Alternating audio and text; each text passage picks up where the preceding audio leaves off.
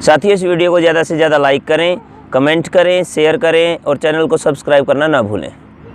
आप अंग्रेजी दवाओं से परेशान हैं या फिर रोगों से परेशान होकर संसार से उठ जाना चाहते हैं? उठ जाने से पहले नाड़ी वैद्य क्या क्लब आइए और अपने सभी रोगों का आयुर्वेद में सही समाधान पाइए। में एक बहुत बड़ा सम्मेलन करके कहा कि गुरुकुल जो ऐसे शिक्षा के केंद्र है, एक वैकल्पिक शिक्षा के केंद्र है, इनको बढ़ावा देना चाहिए। इसके विकल्प के बिना, इसको स्थापित के बिना देश की जो शिक्षा पद्धति है वो बाजारू शिक्षा हो जाएगी, लोगों को लूटने वाली शिक्षा हो जाएगी। जो आप आज देख रहे हैं कोरोना काल में कि एक एक के बिल जो है हॉस्पिटल चले जाएंगे 4 लाख, 5 लाख, 10 लाख। मेरे मंत्री कह रहे थे, एक जो है समारोह में मैं शादी ब्याह के समारोह के बाद में खाना खाने के लिए मंत्री जी के साथ में टेबल पर बैठा था, बोले कि हमारे एक साथी का बिल जो है 40 लाख हो गया कोरोना का। मंत्री जी कह रहे थे। तो मंत्री जी ने ये भी कहा कि इसीलिए जो है हमेशा जो है स्वास्थ्य विभाग जो है सरकार के अधीन होना चाहिए। मैंने कहा कि शिक्षा विभाग भी जो है सरकार के अधीन या सरकार के पूरी सपोर्ट से चाहिए। तो ये प्रभु साहब, आपने 2018 में गुरुकुल में पहली बार अंतर्राष्ट्रीय गुरुकुल सम्मेलन आयोजित किया, जैसे आपने बताया, और उसकी नींव पड़ी थी 1902 में जब स्वामी श्रद्धानंद जी ने गुरुकुल कांगड़ी की स्थापना की थी। आजकल बहुत मुद्दे अलग अलग चलते हैं, आपने बात शुरू की है तो मैं आगे बढ़ा देता हूँ। यदि हम आरक्षण की बात करें तो क्या आप जिस शिक्षा प्रणाली की बात कर रहे हैं, गुरुकुलीय शिक्षा प्रणाली की बात कर रहे हैं, उसमें इसका समाधान दिखाई देता है आपको? बिल्कुल इसका समाधान है। अगर पूरे देश में गुरुकुलीय शिक्षा प्रणाली को लागू कर देंगे तो बिना जो है जाति के भेदभाव के, वर्ग के भेदभाव के, आप सबको एक आयु में सबको जो है गुरुकुल में भर्ती करा देंगे। निःशुल्क शिक्षा, खान पान के साथ में शिक्षा और एक वैकल्पिक शिक्षा। तो जब एक समान अवसर आप प्रदान करेंगे, आज भी हमारे जो पायलट प्रोजेक्ट्स हैं आर्य समाज के द्वारा जो संचालित गुरुकुल हैं, ये सब पायलट प्रोजेक्ट्स हैं। ये कोई अंतिम जल नहीं, लेकिन लक्ष्य की तरफ जाने के लिए पायलट प्रोजेक्ट्स हैं। यहाँ पर कोई जाति नहीं देखी जाती, गरीब की बेटी या अमीर की बेटी नहीं देखी जाती, सबको एक जैसे समान शिक्षा होती है। तो ये जो शिक्षा अगर आप सबको जो समान अवसर प्रदान करेंगे तो आपको आरक्षण की ज़रूरत ही नहीं पड़ती।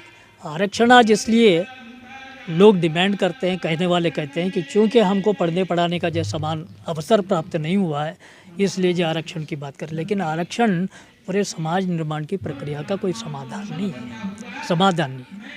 उनको समाज के मेन स्ट्रीम में लाने के लिए शुरुआत के दौर में रखा गया है, लेकिन अगर शुरुआत के दौर पर उस पर जोर देने के बजाय उस पर कम जोर दे करके तुरंत जो है गुरुकुलीय शिक्षा प्रणाली को देश भर में लागू कर देते, सबको समान शिक्षा का अवसर दिया। आज भी जो है बाल मजदूरी की समस्या है, बिल्कुल। और जो स्कूल खोलने की आज भी हम बात करते हैं, बच्चों के ऊपर आज भी बात करते हैं। तो आज भी जो है जो क्वालिटी एजुकेशन है वो क्वालिटी एजुकेशन सरकार दे नहीं पा रही है। जो राइट टू एजुकेशन है उसको प्रोवाइड नहीं कर पा रही।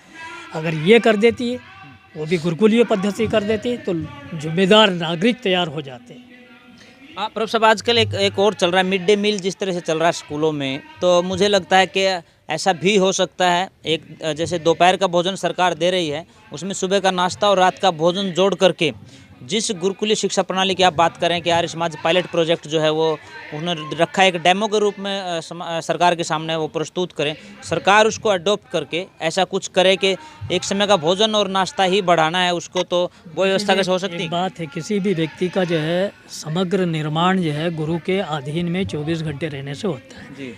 ये ठीक है, तात्कालिक तौर पर जो है किसी जो है नीति को अपना सकते हैं, लेकिन लंबे काल तक इसको अपनाने से कोई फ़ायदा नहीं है।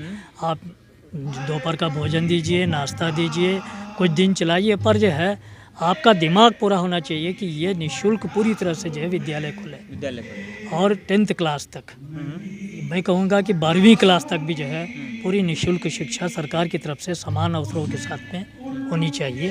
अगर तुरंत कोई दिक्कत है तो मिड डे मील का विधान किया है, लेकिन मिड डे मील भी बहुत दिनों से चल रहा है, लेकिन केवल जो है भीख की तरह जो है रोटी देने का जो है विधान ठीक है। तो प्रभु साहब ने गुरुकुलीय शिक्षा प्रणाली के ऊपर एक बात कही है, मैं ये समझता हूँ कि कहीं ना कहीं दोबारा से इस देश में यदि ऋषियों की परंपरा को जीवित रखना है, भौतिकवाद की चकाचौंध से दूर निकलना है, और आप यदि समझते हैं कि आपकी संतानें आपकी सेवा करें, शुश्रूषा करें और आपका नाम इस समाज में प्रतिष्ठित करें, तो हमें उसी प्राचीन गुरुकुलीय शिक्षा प्रणाली की ओर लौटना पड़ेगा।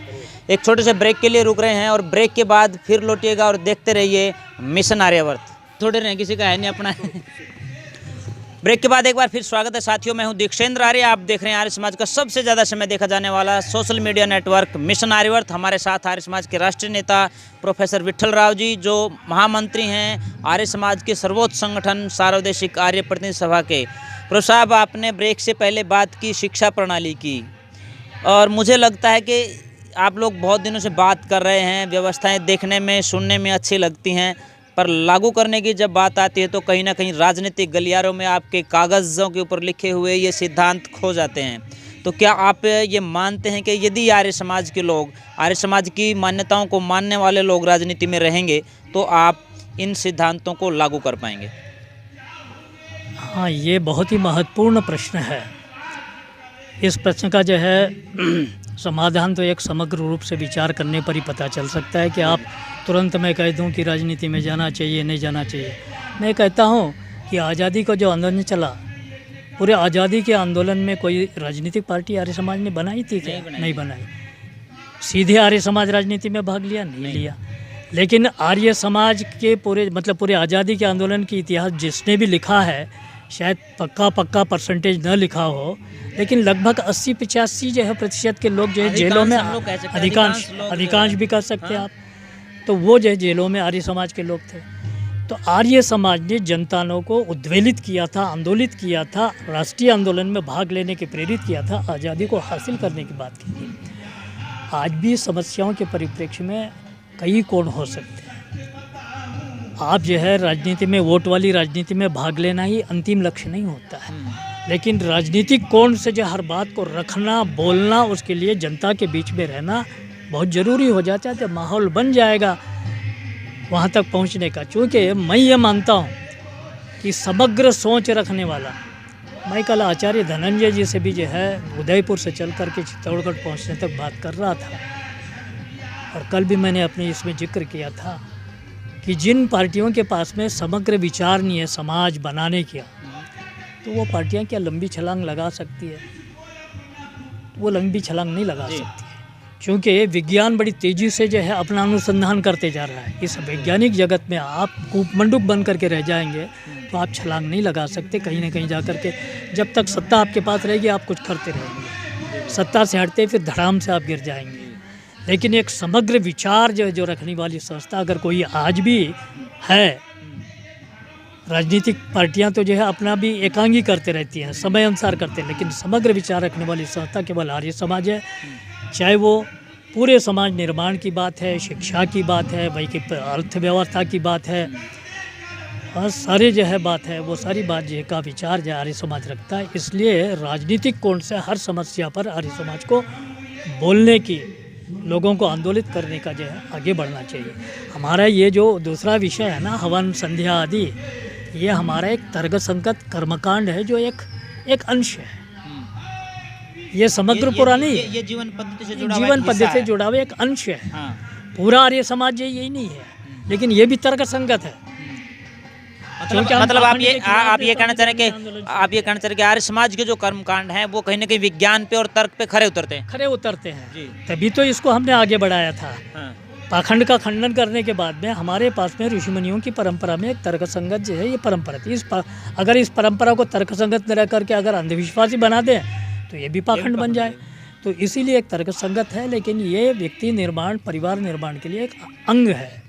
लेकिन समग्र जो आर्य समाज के कई अंश है, कई कोण है, वो आर्थिक है, राजनीतिक है, किसान है, विद्यार्थी है, अध्यापक है। इस समाज में जितने वर्ग रहते हैं उन सारे वर्ग को और इस संसार के सारे लोगों को भी आगे बढ़ाने की एक ऊर्जा जो रखता है वो आर्य समाज है। बिल्कुल, समाज को नवनिर्माण की ऊर्जा आर्य समाज रखता है। पर सब मैं कड़वा सवाल आपसे पूछ रहा हूँ, ये क्या कारण है कि आर्य समाज नेता तैयार करता है, जुझारू व्यक्तित्व तैयार करता है, और उनको कहीं ना कहीं चाहे बीजेपी प्रयोग करती है, कहीं कांग्रेस प्रयोग करती है, कहीं दूसरी पार्टियां प्रयोग करती हैं, तो क्या आर्य समाज जो है वो दूसरे लोगों के लिए ही नेता तैयार करते रहेंगे या खुद भी कुछ विशेष करने की और अग्रसर होंगे? ये कड़वा सत्य भी है, पर इस पर और जो आर्य समाज को काम करने की जरूरत है, विचार करने की जरूरत। साथियों, राजनीतिक दृष्टिकोण पर आर्य समाज को इन मुद्दों पर और कार्य करने की ज़रूरत है, ऐसा प्रोफेसर साहब मानते हैं।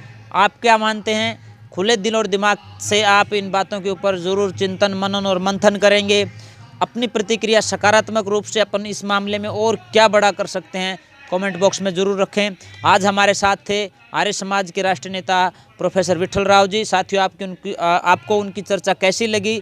3-4 एपिसोड में जो हमने उनसे बात की और उन्होंने एक दृष्टिकोण दिया आर्य समाज के बारे में, उससे आप कितने सहमत हैं? प्रतिक्रिया कमेंट बॉक्स में ज़रूर लिखें और देखते रहें मिशन आर्यवर्त। मेरे साथी कैमरा पर्सन धर्मेंद्र के साथ दीक्षेंद्र आर्य, चित्तौड़गढ़, राजस्थान। धन्यवाद प्रोफेसर। धन्यवाद दीक्षेंद्र जी, बहुत काम कर रहे हैं। आपका ये मिशन आर्यवर्त दिनों दिन बढ़ता रहे, लोगों तक व्यापक रूप से ये पहुँचे, ये हमारी शुभकामनाएं। धन्यवाद प्रोफेसर।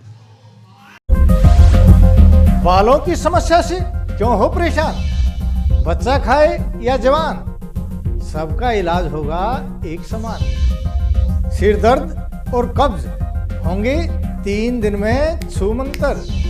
न जादू न टोना, है केवल आयुर्वेदिक तंत्र। नाड़ी वैद्य हूं मैं, आयुर्वेद का कमाल देखना। ला इलाज हो कोई भी बीमारी, जड़ से होगा उसका इलाज देखना। कमजोरों के लिए बना दिया है ऐसा रसायन, खाकर उसको जीवन का आनंद देखना। YouTube पर जाकर सब्सक्राइब कीजिए नाड़ी वैद्य का क्लब।